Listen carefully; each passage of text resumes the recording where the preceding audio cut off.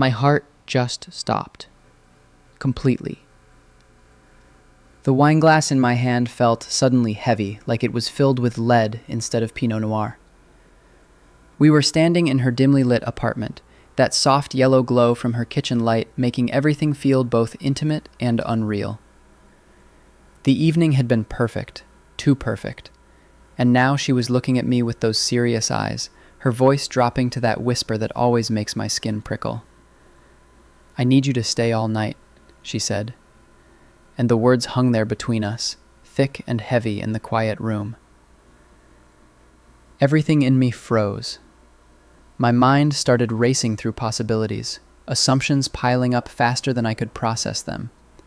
The way she'd been touching my arm all evening, the lingering looks across the dinner table, the way she'd leaned in just a little too close when we said goodnight at her door. I'd read the signs, or thought I had, but hearing it said out loud, so directly, so finally, I couldn't form words. I couldn't believe what she was asking me to do. Not here, not like this, not after everything. It started hours earlier at that little Italian place downtown, the one with the checkered tablecloths and candles and wine bottles. She'd worn that blue dress, the one that makes her eyes look like they could hold entire oceans. And she laughed at my stupid jokes like they were actually funny. Not the polite laugh people give you, but the real one that starts in her eyes first before it ever reaches her mouth. We talked about everything and nothing. The book she was reading, the project I was stressing about at work, that weird documentary about deep-sea creatures we'd both seen. But then it shifted, like it always does with her, into something real. She told me about growing up with 3 older brothers who never took her seriously, and I confessed I still sometimes got nervous calling to order pizza. We were 2 people letting our guards down, piece by piece, across a table littered with breadcrumbs and empty glasses. Walking her home, the city felt different. The streetlights painted soft circles on the sidewalk, and our hands kept almost touching, then pulling away. I could feel that electric space between our fingers, that unspoken question humming in the night air. She was talking faster than usual. Me to stay. Her words just hung there in the warm air between us. "I need you to stay all night." My mind started racing through a dozen scenarios at once, each one more intense than the last. I could feel my pulse in my throat, a frantic rhythm that seemed to echo through the quiet apartment. The wine glass felt slippery in my suddenly damp hands. This wasn't how I imagined this moment. I thought there'd be more build-up, more conversation, maybe even some awkward fumbling toward the bedroom. Not this direct, whispered request that felt both intimate and terrifying. Was this moving too fast? Were we ready for this kind of intimacy? My brain kept flipping between panic and desire, between "this is what you wanted" and "this is happening too suddenly."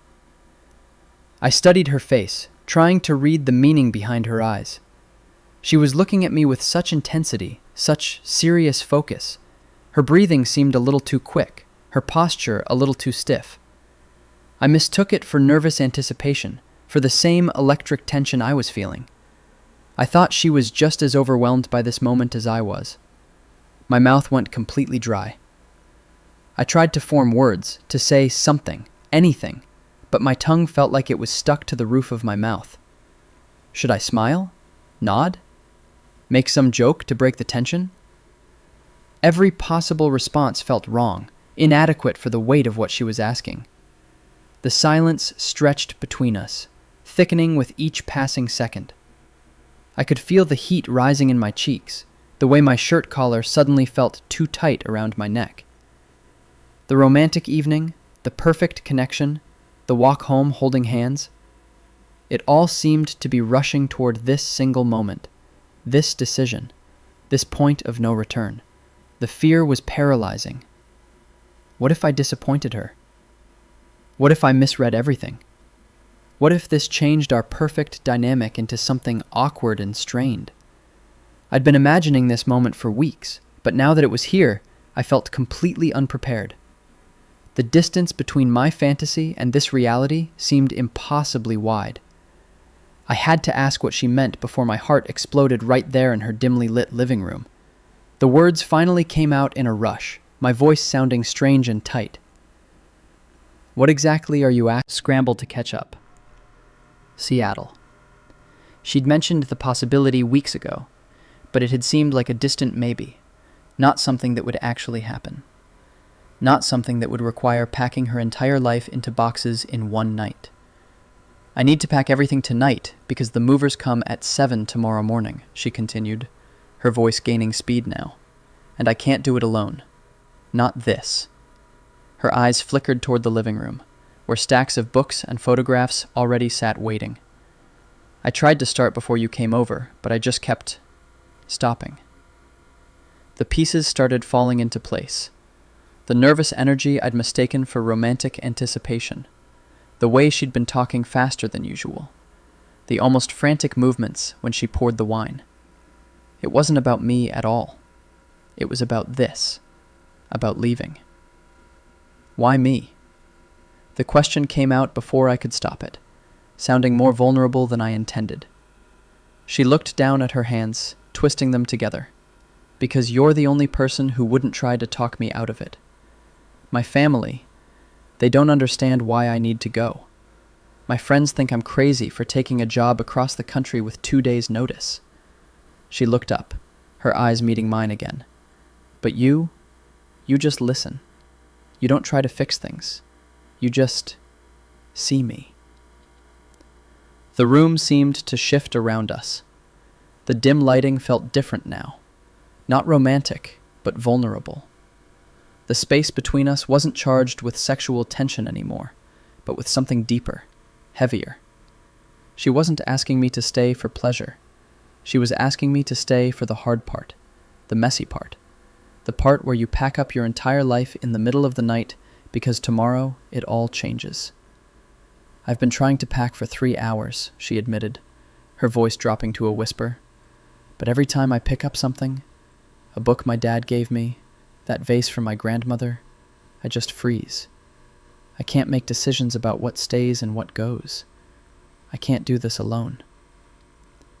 She looked so small standing there, surrounded by the life she was about to dismantle. The confident woman from dinner was gone, replaced by someone scared and overwhelmed and utterly human. And she was asking me to see that, to help making the biggest mistake of my life. I watched her fold the newspaper edges with meticulous care. Like if she could just get this one thing right, maybe everything else would fall into place. "They want me to stay because it's comfortable, because it's what they expect." She looked up, her eyes glistening in the low light. "But comfortable isn't safe when it means disappearing into what everyone else wants you to be." She told me about the job offer that came completely unexpected.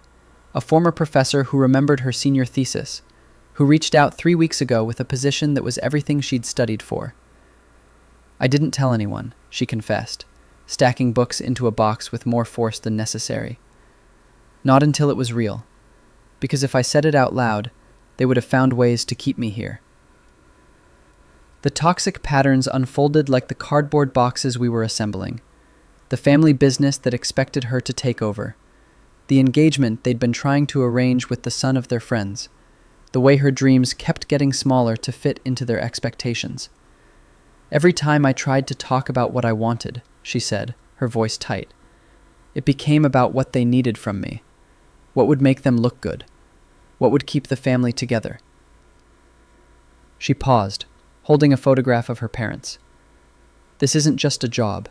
This is me breathing for the first time without asking permission." Her thumb traced the glass over her mother's smiling face. "But doing it alone?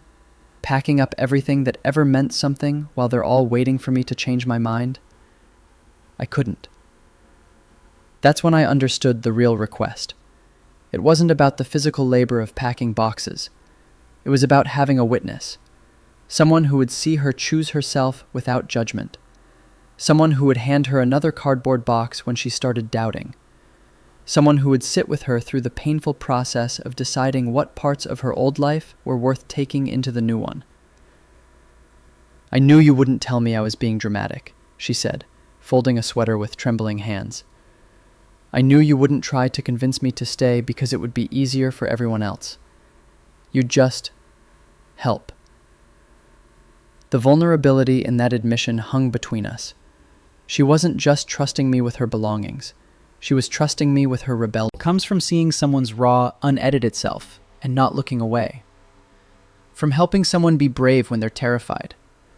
From being the person they call when they need to do the thing that scares them most. The first box felt awkward in my hands, the cardboard flaps refusing to cooperate. She showed me how to fold them properly, her fingers brushing mine as she demonstrated the technique. "Like this," she said quietly. And suddenly, we weren't two people who'd almost kissed an hour ago. We were partners in this strange, middle-of-the-night operation. We started with the books because they were easy. Heavy, but straightforward. No emotional landmines. She'd point to a shelf, I'd pack, she'd tape. We fell into a rhythm without speaking, the only sounds being the rustle of newspaper and the sharp rip of packing tape. But then we reached the photo albums. Her hands hesitated over a leather-bound book. "This is where it gets hard," she whispered. And I understood she didn't mean the physical weight. She opened it to a page of childhood photos. A gap-toothed girl on a bicycle, surrounded by smiling family members. "They weren't always like this," she said, her voice thick. "We used to be happy." I didn't know what to say, so I just stood there, holding an empty box. Sometimes the right thing isn't words, it's presence. It's not filling the silence with empty comfort. She looked at me, then at the album, then back at me. "Keep it or storage?" she asked. And I realized she was asking me to help decide what parts of her history were worth carrying forward. "Where would you want to see that in 5 years?" I asked, instead of answering. "On your shelf in Seattle or in your parents' basement?" She thought for a long moment, then carefully placed the album in the keep box. "I want to remember we were happy once," she said. And there was something so heartbreakingly hopeful in that statement. By midnight, we were sitting on the floor surrounded by half-packed boxes, drinking terrible instant coffee because her French press was already wrapped. She told me stories about each object as we packed them. The ugly vase from her college roommate, the signed baseball from a game with her dad, the stack of letters from her grandmother. Each item became a window into her life. We found moments of lightness, too. The absurdity of debating whether to pack 3 identical vegetable peelers. The way we both jumped when a stack of books shifted and crashed in the other room. The terrible coffee that made us laugh despite everything.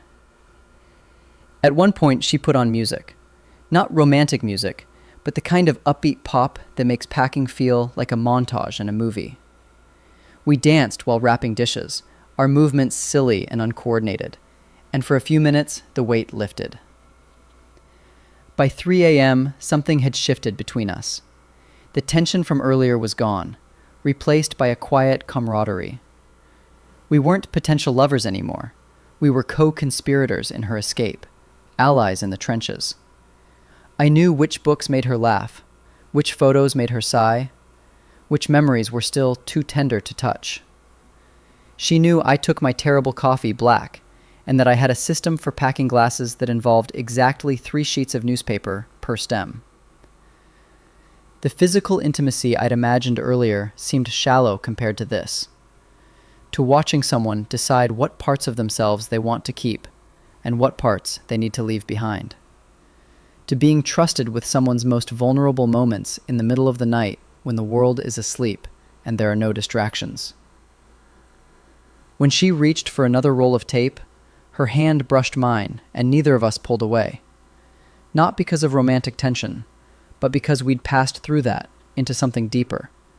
Something about seeing each other tired and emotional and real. Something about shared purpose that had nothing to do with attraction and everything to do with showing up. By 3 a.m., we weren't the same people who started this night. The transformation wasn't dramatic. It was in the quiet understanding that passed between us when she handed me another box without speaking. In the way our silences felt comfortable instead of charged. In the realization that sometimes the most intimate thing you can do with someone isn't physical. It's helping them pack their life into cardboard boxes at 3 a.m. while they decide who they want to be. The sun started around 5, that first gray light seeping through the bare windows of what used to be her living room. We were sitting on the floor, backs against the last remaining wall of boxes, surrounded by the ghost outlines of where furniture had been. Around the room. The space felt different in the morning light. Not sad, just empty. Ready, like a canvas waiting for its next painting. All the emotional weight from last night had settled into something quieter, more permanent.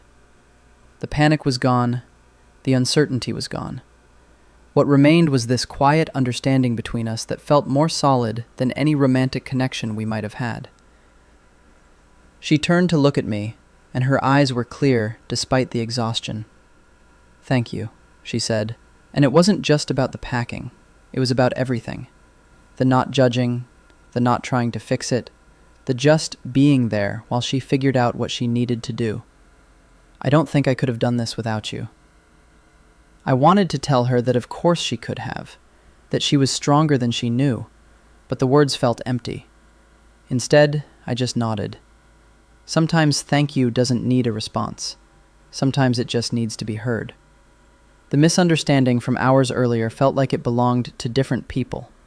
That nervous anticipation, that romantic tension, it seemed so simple compared to what we'd actually shared. We hadn't kissed. We hadn't touched in that way. But we'd done something more intimate. We'd sorted through someone's entire life together. We'd held space for hard decisions. We'd seen each other tired and emotional and real. When the movers arrived at 7, the transformation was complete. The apartment was just empty rooms now, the boxes labeled and stacked neatly by the door. She moved through the space with a new confidence, directing the movers with a firmness I hadn't seen before. This was her decision, her life, her future, and she was stepping into it without looking back. As they carried the last box out, she turned to me in the empty doorway. The morning light caught her face, and for a moment she looked both exactly the same and completely different. The woman who had nervously asked me to stay all night was gone, replaced by someone who knew exactly what she was doing. We stood there in the morning light. "Everything changed," she said, echoing my thoughts exactly. "Not just the apartment. Me, you, this." She gestured between us. "It's different now, isn't it?" I drove home as the city woke up around me. It wasn't in physical touch. It was in shared purpose. It was in the quiet understanding that passed between us at 3 a.m. when we both knew exactly which photo album was too painful to pack next. It was in the way we drank terrible coffee together without complaining, because the French press was already wrapped. It was in seeing someone's most vulnerable moments and not looking away. Sometimes staying means showing up, not just staying over. It means being present for the messy, difficult, unglamorous parts of someone's life, instead of just the comfortable, romantic ones. It means understanding that the most intimate thing you can do with someone isn't always physical. Sometimes it's helping them pack their entire life into cardboard boxes. Because tomorrow, they're choosing themselves. If you've ever misunderstood what someone really needed from you, tell me in the comments. Subscribe for more stories about the moments that change everything.